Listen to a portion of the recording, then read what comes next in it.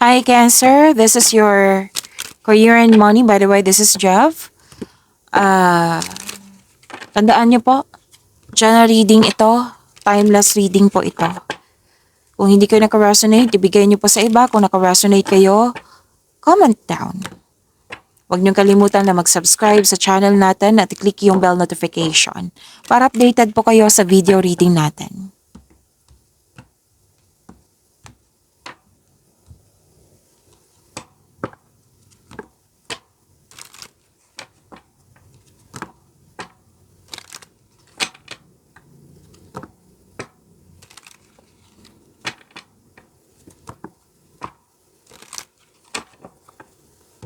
This is for you, Cancer.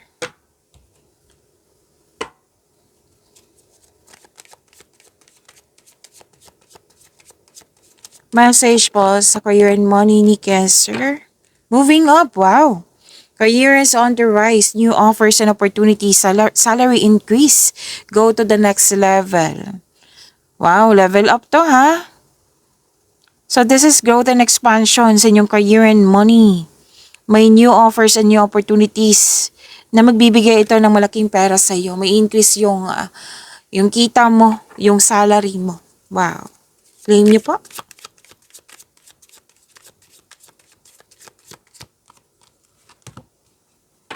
Independence. Manage money yourself.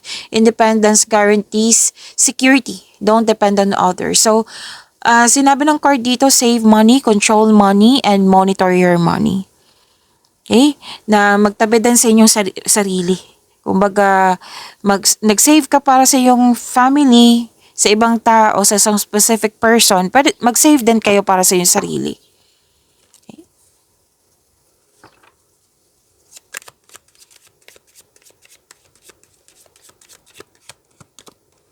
Well, ang ganda naman ito, Cancer. You're moving towards real wealth and prosperity. Prosperity is yours, Cancer.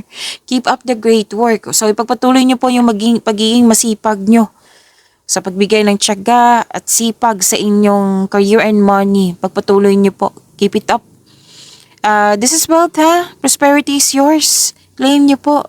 Cancer, ang ganda naman. Duality. Do not forget about the dual nature of people. Don't lose your vigilance. So, prepare yourself. Kasi may nakita ko dito may taong hindi totoo sa iyo.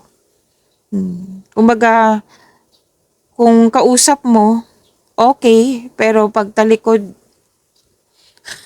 hindi na siya totoo. So, maging maingat. Kung gusto mo malaman kung sino yan, then ask your intuition. Okay?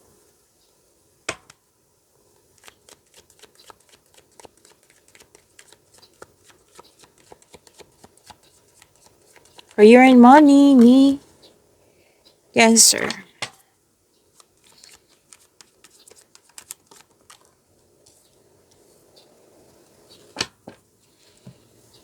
May hinihintay ka. May hinihintay ka dito or di kaya'y malalim ang iniisip mo kasi may opportunity sa dumating sa iyo na kailangan mong pumili. Kailangan mong gumawa ng best decision and best choice. So, gumawa kayo ng konkretong plano.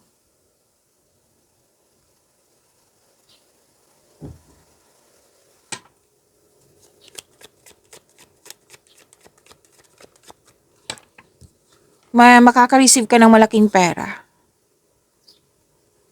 Yes, klarong-klaro dito. Makaka-receive ka ng malaking pera or opportunities na makapagbigay sa'yo ng malaking pera, which is sinabi na ng card niyo dito. So, ang ganda. Claim niyo po. Magbubunga to eh. Abundance and success po ito. Claim niyo po. Cancer.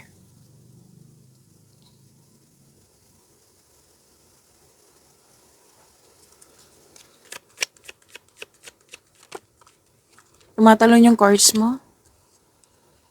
Okay.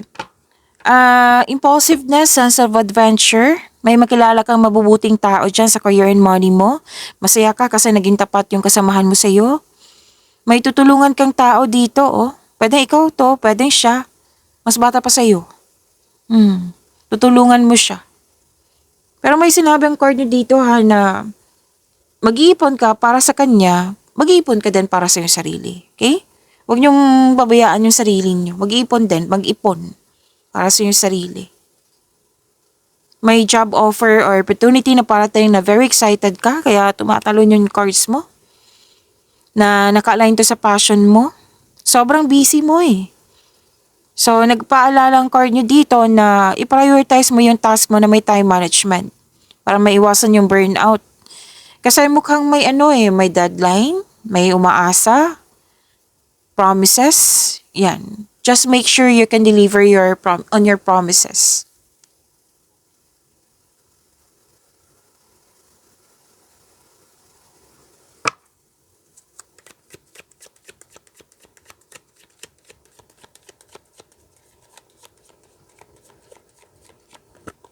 Di ba may sabi kanina na may makaka-receive ka ng malaking pera?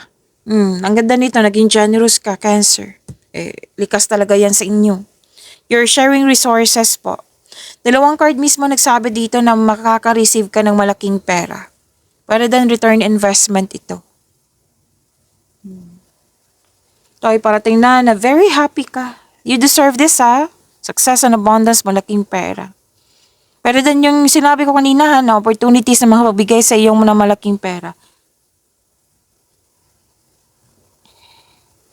Nakikita ko dito na tinutulungan mo yung mga kasamahan mo dyan. Mahilig ka talaga magbigay, oh.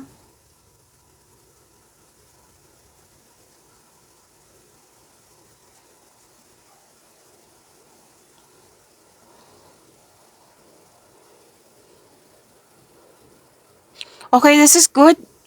Kasi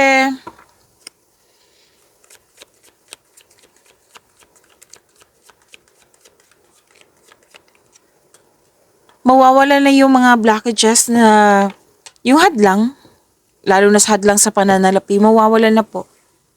Kasi pagtatapos ng isang mapait na sinapit.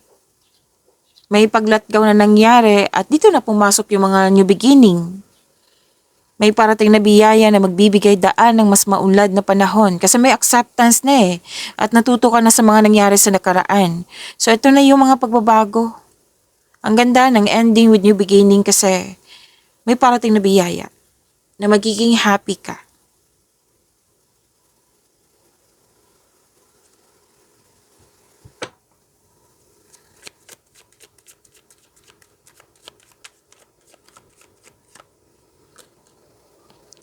Okay, may pahinga, rest day, vacation, or di kaya dalawang card kasi nagsabi dito na may pagsisiyasat sa sarili. At gusto nyong, kasi pagod ka dito kasi maraming ginagawa pagod ka. So, ang pagpahinga po ay nakapagbigay ng increased productivity and a healthier mental state. So, you need to relax, calm your mind, and reflect. Tamang tulog, tamang meditation ay kailangan po. Malalim ang iniisip. Malalim pa rin ang iniisip.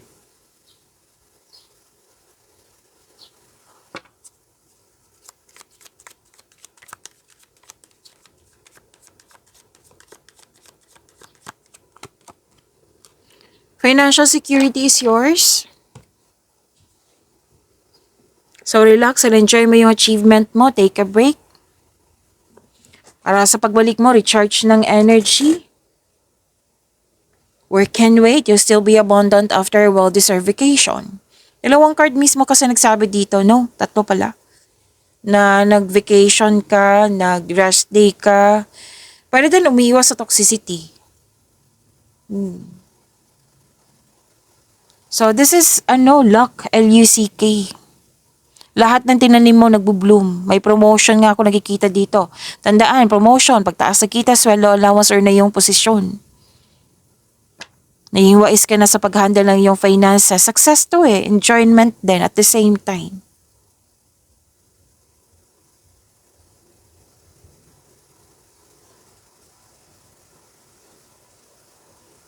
So, may plano mag-change career ang iba sa inyo or papalitan mo yung mga proseso dyan para mas maging magaan at para mas maging madali.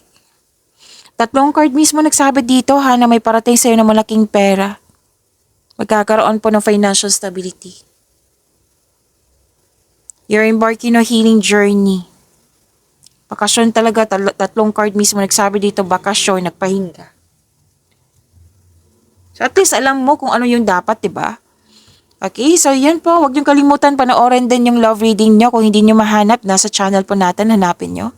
Maraming salamat.